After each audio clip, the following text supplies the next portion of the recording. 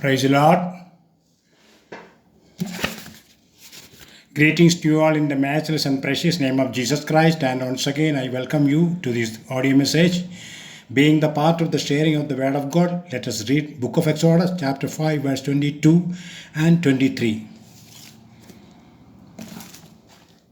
Then Moses returned to the Lord and said, O Lord, why have you brought harm to this people? Why did you ever send me? Ever since I came to Pharaoh to speak in your name, he has done harm to this people, and you have not delivered your people at all. So when we comes to the area of the Bible, we can understand if you read from Psalms, the same chapter from verse 1. Afterward Moses and Aaron came and said to the Pharaoh, Thus says the Lord, the God of Israel, let my people go that they may celebrate a feast to me in the wilderness. But Pharaoh said, Who is the Lord, that I should obey his voice to let Israel go? I do not know the Lord, and besides I will not let Israel go. So this, when we come to the area of the Bible, we can understand that Aaron and Moses came and requested to the Pharaoh regarding to free the people of Israel for worshipping God. We know from when we comes to, especially when we read, and Pharaoh denied it. When we comes to area of the Bible, the foreman was being caught. The foreman was being caught in between. From verse 19, we can see the foreman of the son of Israel saw that they were in trouble because they were told, You must not reduce your daily amount of bricks. When they left Pharaoh's presence, they met Moses and Aaron as they were waiting for them. They said to them, May the Lord look upon you and judge you, for you have made us odious in Pharaoh's sight and in the sight of his servants, to put a sword in their hand to kill us. So we can see in the area of the Bible, when we can see the foremen were caught in the middle. First they tried to get the people to produce the same amount. Then they complained to Pharaoh. Finally they turned on Moses. Perhaps we have felt caught in the middle at work or in relationships in our family or church. Complaining or turning on the leadership does not solve the problem. In the case of these supervisors, God had a larger purpose in mind, just as He might in our situation. So rather than turning on the leadership, when we feel pressured by both sides, turn to God to see what else He might be doing in the situation. And again, when we comes to area, the same verses what we read, verse 22 and 23, we can see it was Pharaoh had just increased the Hebrews' workload, and Moses protested that God had not rescued his people. So here, when we evaluate the area of the Bible, we can see Moses either forgot or denied God's reminding regarding the response of Pharaoh when he is approaching Pharaoh to free the people of Israel. And Moses expected faster results and fewer problems. When God is at work, sufferings, setbacks, and hardships may still occur. So that is the message this morning. Holy Spirit is again reminding us that. Here the Almighty is teaching us that we can expect hopeless and unfavorable situations throughout our life just before the mighty deliverance from Him. Thus, here we are encouraged to be happy when difficulties come our way. Problems develop our patience and character by teaching us in different ways. First, trust God to do what is best for us. Then look for ways to honor God in our present situation. Remember that God will not abandon us, and watch for God's plan for us. So this morning, there will be tribulations in our life, but God has got a peculiar plan regarding that for all.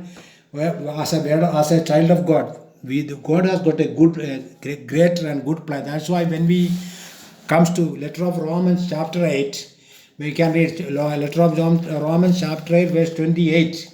We can read, and we know that God causes all things to work together for good to those who love God, to those who are called according to His purpose.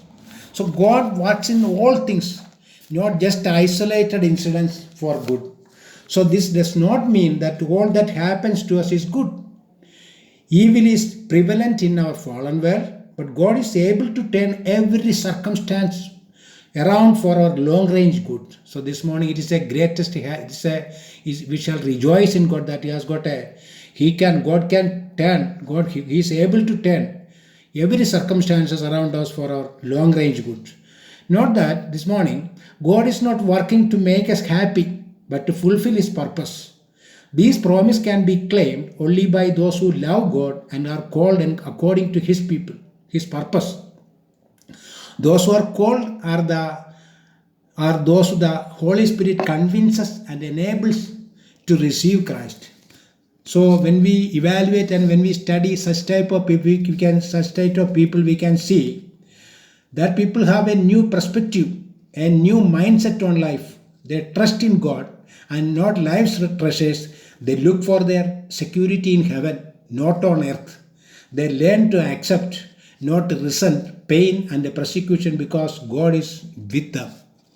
So that's why when in His life and ministry, when we study regarding the life and ministry of Jesus Christ, we can see Holy Gospel according to Saint John chapter 16, we can see verse 33. These things I have spoken to you, so that in me you may have peace. In the world you have tribulation, but take courage, I have overcome the world. So, because with these words, Jesus told His disciples to take courage in spite of the inevitable struggles they would face. They would not be alone. Jesus does not abandon us to our struggles either. If we remember that the ultimate victory has already been won, we can claim the peace of Christ in the most troublesome times. So this morning, Holy Spirit exactly is comforting us that everything in this world, as Jesus Christ told us, in this world, you will have tribulation, but take courage, I have overcome the world. So Jesus Christ, through His resurrection, He has overcome everything. So He's it's the greatest message this morning for the people as a child of God. So when we comes to 2 Corinthians chapter 1, we can see 2 Corinthians chapter 1 from verse 8 to 10. For you can read like this. For we do not want you to be unaware, brethren, of our affliction which came to us in Asia, that we are burdened excessively beyond our strength, so that we despaired even of life. Indeed, we got the sentence of death within ourselves, so that we would not trust in ourselves, but in God who raises the dead, who delivered us from so great a peril of death, and will deliver us. He on whom we have set our hope, and He will yet deliver us. So this area of the Bible, when we comes to study, when we understand about the area of the Bible, we can these verses we can see. In Asia, the suffering, the tribulation which Paul has been in Asia. Paul does not give details about the difficulties in Asia, although his accounts of all the 3 missionary journeys recorded many difficult trials he faced. He does write that they felt that they were going to die and realized that they could do nothing to help themselves. They simply had to rely on God. As a Christian, as a child of God, as a disciple of Jesus Christ, as a believer, we are also reminded this morning what struggles may come. Only thing we can do is to rely upon God. So again we can see in our life also, we often depend on our own skills and abilities when life seems easy. But we turn to God when we feel unable to help ourselves. Depending on God is a realization of our own powerlessness without Him, and our need for His constant touch in our lives. God is our source of power, and we receive His help by keeping in touch with Him. With His attitude of dependence, problems will drive us to God rather than away from Him. We can learn how to rely on God daily. That is the message this morning. Once again, we are reminded by Holy Spirit when we come to same 2 Corinthians. We can see an incident of 2 Corinthians chapter 12 from verse 7 to 9. We can read, because of the surpassing greatness of the revelations, for this reason, to keep me from exalting myself, there was given me a thorn in the flesh, a messenger of Satan to torment me, to keep me from exalting myself. Concerning this, I implored the Lord 3 times that it might leave me. And He said to me, my grace is sufficient for you, for power is perfected in weakness. Most gladly, therefore, I will rather boast about my weaknesses, so that the power of Christ may dwell in me. So when we comes to especially 7, when we come read the 7 and 8, we can see, we don't know. Paul's thorn in the flesh was because he does not tell us exactly what, it is not mentioned here. Whatever the case, it was a chronic and a debilitating problem which at times kept him from working. This thorn was a hindrance to his ministry and he prayed for its removal, but God refused. Paul was a very self-sufficient person, so this thorn must have been difficult for him. It kept Paul humble, reminded him of his need for constant contact with God, and benefited those around him as they saw God at work in his life. When we read verse 9, we can see, and he said to me, my grace is sufficient for you, for power is perfected in weakness. So although God doesn't, we can see God doesn't give an immediate reply, and he can read 3 times he prayed. When we evaluate that area of the Bible, we can see, although God did not remove Paul's physical affliction, he promised to demonstrate his power in Paul. The fact that God's power is displayed in weak people should give us courage. Though we recognize our limitations, we will not congratulate ourselves and rest at that. Instead, we will turn to God to seek pathways for effectiveness. We must rely on God for our effectiveness rather than simply on our own energy, effort, or talent.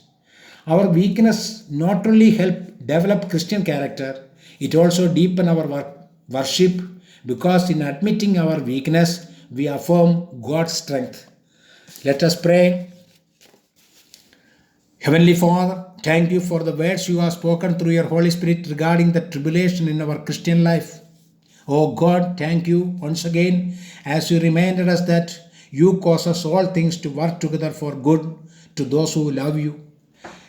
Touch us, O Lord, and enable us to rely upon you in all our tribulation, just as Job and Paul the Apostle. We pray in Jesus' name. Amen.